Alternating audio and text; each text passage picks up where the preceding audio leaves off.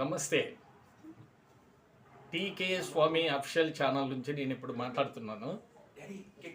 ముఖ్యంగా ఈ దినం నేను ఒక విషయంలో ఒక తెలుగు వర్డ్ గురించి పలికే విధానం పదం ఒకటే అయినా కొంచెం చేంజ్ ఉంటుంది. దాంట్లో కృతజ్ఞత కృతజ్ఞత రెండు పదాలు. కృతజ్ఞత కృతజ్ఞుడు అంటారు. కృతజ్ఞత అంటే చేసిన సహాయానికి ప్రతిఫలంగా మనము తన యొక్క వినయ విధేయతలను కానీ తనకు చేతనైంది కృతజ్ఞతగా అవతల వాళ్లకు చేసి చూపించేదాన్ని కృతజ్ఞత అంటారు. కానీ కృతజ్ఞత అంట కృతజ్ఞత. ఆ కృతజ్ఞుడు అనేది చేసిన దానికి ద్రోహం చేయడం, నమ్మిన స్నేహితుణ్ణి మోసం చేయడం అనే దాన్ని చేసిన వాణ్ణి కృతజ్ఞుడు అంటారు.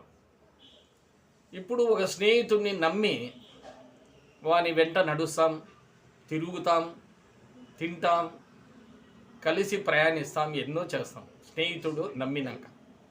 అటువంటి స్నేహితుడు మనకు ద్రోహం చేసినాడు, మోసం చేసినాడు అంటే ఇంకా అంతకంటే కృతజ్ఞుడు ఎవ్వడు ఉండడు.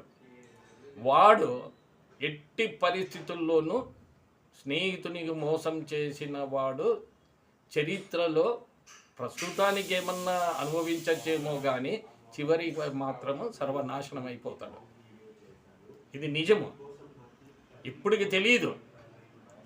తెలిసి మోసం చేయడం అనేది అది ఇంకా భయంకరమైన విషయం.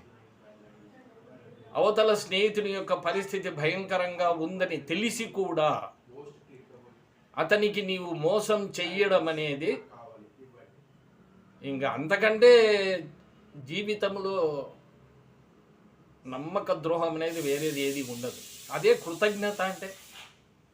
చేసిన సహాయాన్ని ఎప్పటికీ మరిచిపోకూడదు. ప్రాణం ఉన్నంత వరకు వాడు చేసిన సహాయాన్ని ప్రతిసారి గుర్తుంచుకొని అవసరం వచ్చినప్పుడు మనము అతనికి ఏమన్నా సహాయం చేసే పరిస్థితి మనకు దొరికితే, అవకాశం వస్తే తప్పకుండా మనం కృతజ్ఞత చూపించాలి అతని మీద.